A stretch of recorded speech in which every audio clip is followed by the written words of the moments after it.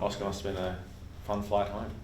Yeah, it was. Yeah, we haven't had a away win for 12 months, so it was something we were really focusing on going into the game. And yeah, those long flights home after a big away win are always a lot more fun than when you lose. And it's just good for some of the younger boys to be able to experience that. And Gaffy's second last game, it was great for him to come on and have great impact as well.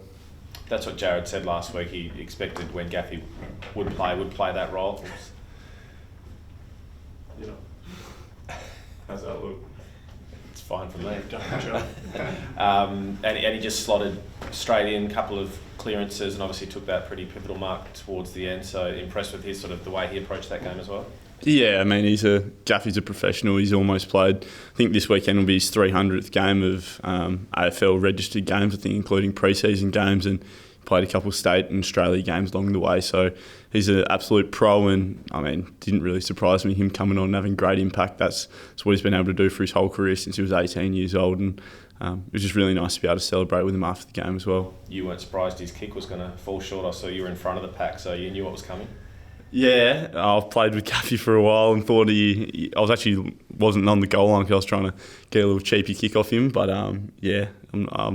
he's a great player and a beautiful kick, but length isn't always been his strongest point with his kicking. But everything else he did for the day, even like the courageous mark going back with the flight to give us that opportunity, was really exceptional from him.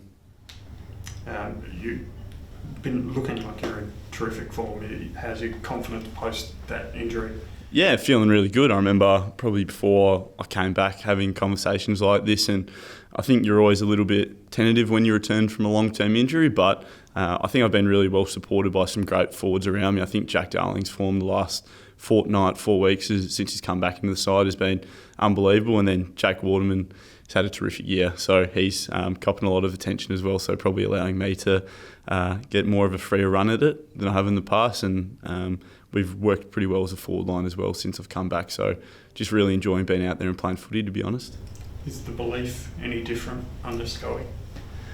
No, I think we've always had the belief as a group, and I think the last fortnight, 4 weeks since Scully's taken over has been pretty similar to when we beat Melbourne and Freo in that period.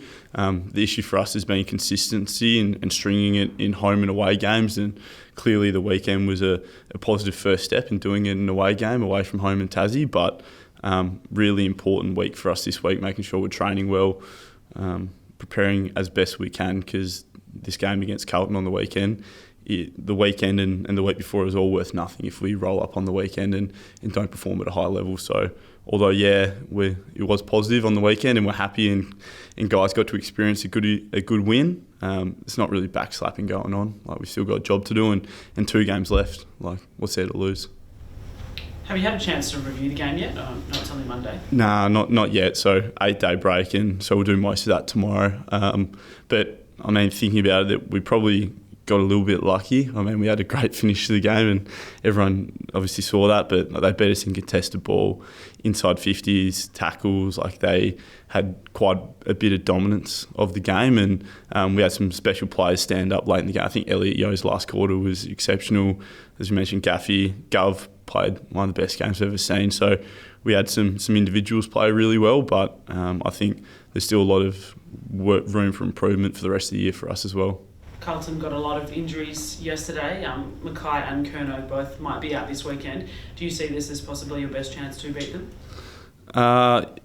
You look, when other teams' better players aren't playing, like, you obviously have a better opportunity, but we've experienced what they experienced. Watching it yesterday, it looked eerily familiar to our derby in 2023 when we lost about 5 guys in the first half, and you feel for the players out there because everyone is just trying to do their best to win a game of football, and such an important period of the season for them. But the reason they've been in this position for the last 24 months is because of their leadership, and they've still got Cripps, Walsh. Like, these guys are superstars of the competition and great leaders, and under Vossi, it's not like they're going to come over here and think, we've got a couple of injuries, we'll toss this in. It's not the way they go about their football. They're a tough, contested brand side.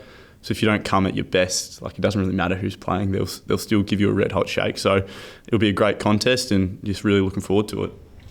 You've got such a great rivalry with Fremantle. Is it weird to think that getting the win against Carlton is going to help them with their finals opportunities? Yeah, it's been a weird season, hasn't it? Like I was trying to follow yesterday and Western Bulldogs lose and like a lot's been going on, but we're pretty well focused just on us right now. Like we just want to get better. Like we need to get better as a group, and as I said, we made good steps over the last fortnight, but opportunities to win games, and although it's a big game for us as a group, but also it's Gaffy's last game and he's been one of the greatest Eagles ever, and I think the way we sent off Nick and JK and Boots and Bung, we've set a pretty good precedent of what's expected, so just really looking forward to going out there and playing for Gaffy on the weekend. So expecting Freo fans to get behind you for this one? Yeah, maybe there might be 60,000, don't know, half wearing purple and West Coast colours, but it is what it is. You know, footy's the competition's so even at the moment. It feels like anyone can beat anyone. So expecting one team to beat another, if this year's taught us anything, it's probably the wrong way to go about it. So we're just focusing on ourselves and doing what we can to win. So is this game for Gaffy in a way, to send him off on a high? He probably wouldn't want to think so, but for me, as someone who's grown up underneath him and he's been a real leader and role model and one of my best mates since I've been at the club, like it's a massive motivation for me. I think every game you're still going in with the team mindset of we want to win for the sake of you play professional sport to win games of footy, but I think there is an extra emphasis on it this week. That's not speaking for the group, that's just me. But as I said, this is a really important fortnight for the end of the season for us too, because we've made some good steps over the last 4 weeks, but it's all for nothing if we don't perform these last 2 weeks as well. How much would it mean for the younger guys to get a third win in a row? I think it's not since 2021 since you actually had 3 wins in a row.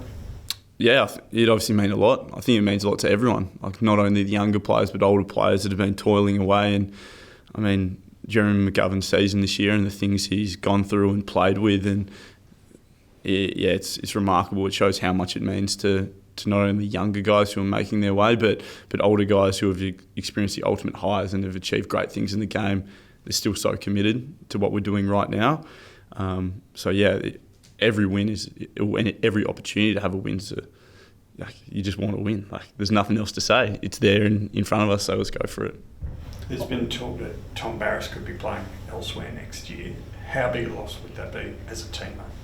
Yeah, it would be a massive loss. Like, TB is probably one of the best key position defenders in the game, and I can understand why other people are potentially interested in gathering his services because he's such a great player. But I love TB, I love playing with him. I'm hoping to play with him for the foreseeable future as well. So TB and the club and his management or whatever will look after that. But he's a terrific player and I love playing with him, so that'll all sort itself out. Oscar, the support for Jared from outside seems to be growing in terms of getting the full-time job. The players, will you get a say in that process that the club goes through? Do your words matter as captain in particular?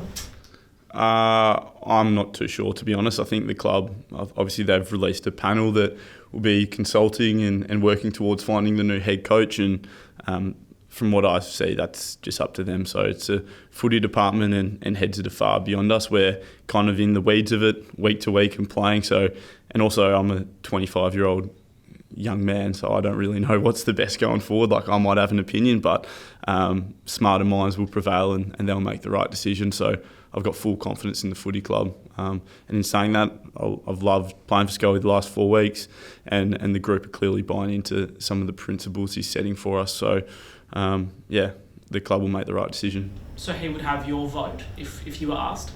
Yeah, I love playing for Scully. I love playing for Simo. Like, I'm just a footballer, and when you have a coach, you give them everything you've got. And whether it was Simo for the first 8 years of my career, or it's been Scully for the last 4 weeks, I've thoroughly enjoyed playing for them. And every time you go out there as a player, you're playing for the coach and the football club and our fans. So I'd endorse both of them. But so to be honest, I don't really have much say in it. How's the relationship been building between you two as captain and coach? And I guess, is that something you see as strengthening going forward in the future?